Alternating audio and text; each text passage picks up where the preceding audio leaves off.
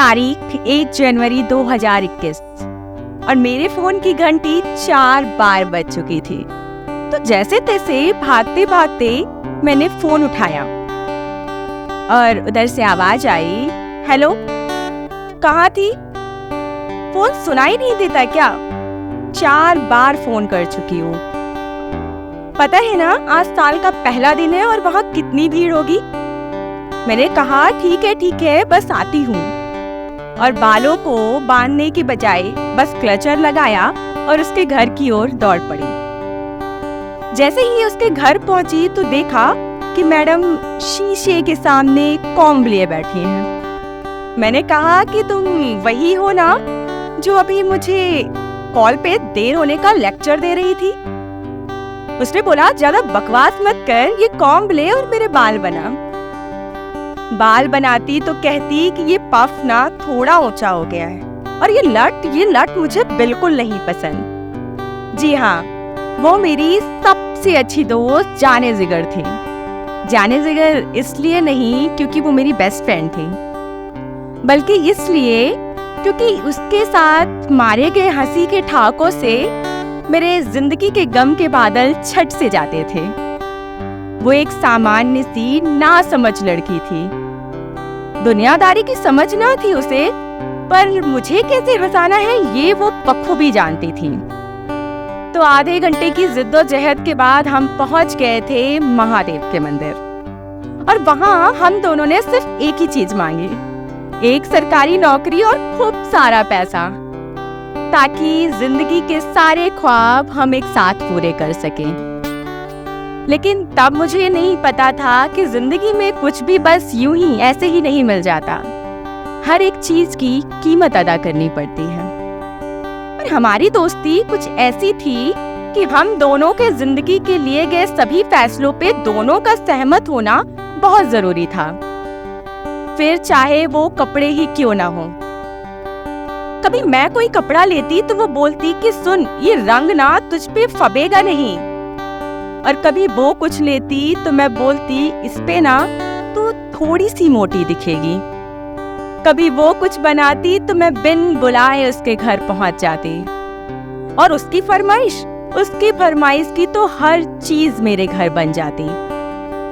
सब कुछ बहुत अच्छा चल रहा था, पर आपको पता है, जब सब कुछ बहुत अच्छा चल रहा हो ना, तो समझ लीजिए कुछ ना कुछ ऐसा जरूर होने वाला है जो आपकी जिंदगी बदल देगा।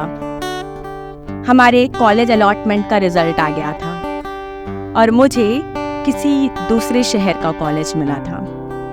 जाते वक्त हमने वादा किया कि सब कुछ वैसे का वैसा ही रहेगा, हम रोज बातें करेंगे, कुछ भी नहीं बदलेगा, और हम तब भी बेस्ट फ्रेंड रहेंगे। पर आपको पता है, जब ऐसा कोई वादा हम किसी से करते हैं ना, तो हम अपने मन के भीतर की डर को छिपा रहे होते हैं, क्योंकि कहीं ना कहीं हमें भी पता होता है कि अब सब कुछ बदलने वाला है। तो शुरुआती दौर पे तो घंटों बातें होती थी, वीडियो कॉल्स होती थी। वो मुझे बताती थी कि आज कॉलेज में क्या हुआ, और मैं वो मुझसे सारी बातें शेयर करती थी और मैं उससे। तो उन्हीं बातों को शेयर करने में मैंने उसे बताया कि मेरा ना यहाँ कॉलेज पे एक दोस्तों का ग्रुप बन गया है, और उसने बताया कि उसने भी कुछ नए दोस्त बनाए हैं। वो होता है ना कि जरूरी नहीं अगर आपकी जिंदगी में बेस्ट लोग हो तो उससे बेस्ट नहीं आएंगे। जिंदगी में लोगों का आना जाना बस लगा ही रहता है। हमारे साथ भी कुछ ऐसा ही था। वक्त बीतता गया और कॉल्स के सिलसिले और भी कम होने लगे थे। अब कभी मैं कॉल करती तो वो बोलती कि अभी बिजी हूँ, थोड़ी देर बाद कॉल करूँ, या फिर कभी वो करती तो मैं बोलती कि तुझे ना फ्री होके कॉल करती हूँ। इस तरीके से कॉल लॉग के सबसे ऊपर रहने वाले नंबर ने अब मिस कॉल की जगह ले ली थी।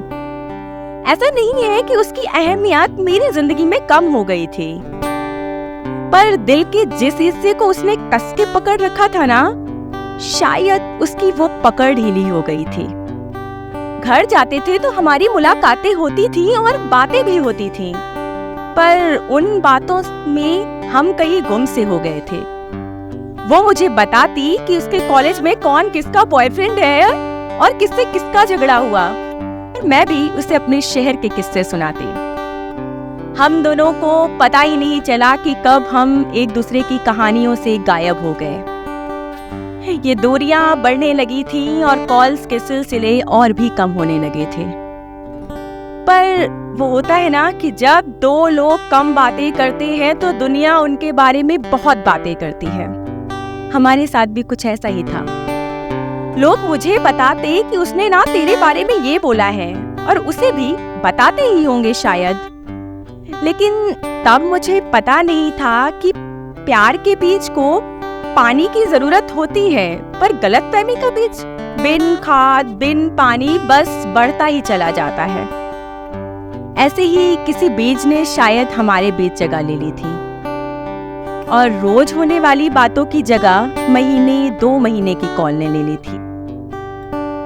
पर एक वक्त आता है जब आप चाहते हो कि सब खत्म हो जाए, सारी दूरियां मिट जाएं, सारी गलतफहमियां खत्म हो जाए और सब कुछ पहले जैसा अच्छा हो जाए। तो मैंने भी एक दिन अपनी सारी हिम्मत बटोरी और उसे कॉल किया। उधर से आवाज आई, हेलो। 1 मिनट की खामोशी के बाद मैंने उससे पूछा कि तू नाराज तो नहीं है ना? और उधर से एक गहरा सन्नाटा। उसके बाद जवाब आया, नहीं। क्या नहीं? इस नहीं की उम्मीद मुझे बिल्कुल नहीं थी, क्योंकि जो लड़की एक ठीक है के जवाब को भी 2 लाइन का उत्तर बना देती थी, आज वो मेरे सवाल का जवाब सिर्फ नहीं। उसके इस नहीं ने मुझे अंदर तक तोड़ दिया। मैं जानती थी कि उसे पता है कि उसके इस जवाब से मुझे कितनी तकलीफ हो रही होगी, पर मैं ये कहीं ना कहीं मैं ये भी समझ रही थी कि वो मुझे ये तकलीफ देना चाह रही है। मैं चाहती थी कि अगर उसे कोई शिकायत नहीं है तो वो यही बोल दे कि ऐसा कुछ नहीं है यार, सब ठीक है। और अगर है तो बयां कर दे, और अगर कुछ नहीं तो वो मुझसे ही सवाल पूछ ले कि कहीं तू तो नाराज नहीं, और मैं एक लाइन पे सारी शिकायतें बयां कर दूं। मैं उसे बता दूं कि तेरा कोई मुझसे अच्छा दोस्त हो ये मुझे बिल्कुल पसंद नहीं, और पूछूं उससे कि ये दुनिया हमारे बारे में क्या बातें कर रही है, और बता दूं उसे कि मुझे उसकी कितनी याद आ रही है, और मैं चाहती हूँ कि ये गलतफहमियां मिट जाए, क्योंकि ये दूरियां अब मुझसे बर्दाश्त नहीं हो रही। पर उधर से कोई सवाल नहीं था। तो फिर से मैंने अपनी सारी हिम्मत को बटोरते हुए उससे बोला कि ठीक है, बाय, तू अपना ख्याल रखना। क्योंकि अभी भी ना मुझे कहीं ना कहीं उम्मीद थी कि वो मुझसे कहेगी कि पागल है क्या, मजाक कर रही थी, ऐसा कुछ नहीं है, सब ठीक है हमारे दरमियां। पर इससे पहले मैं कुछ बोलती या कुछ सोचती, फोन कट चुका था। उस बार मैं पहली बार कॉल कट करके घंटों रोई। लेकिन मुझे तब भी उम्मीद थी कि उसकी कॉल बैक आएगी, क्योंकि जो लड़की बाय बोलने के 10 मिनट बाद तक कॉल नहीं कट करती थी, आज उसने पहली बार कॉल कट किया था। पर आज 1 साल हो गया और उसकी कॉल बैक नहीं आई, और इस तरीके से मेरे सबसे प्यारे रिश्ते को एक जायज अंत भी मुकम्मल ना हुआ। Thank you so much.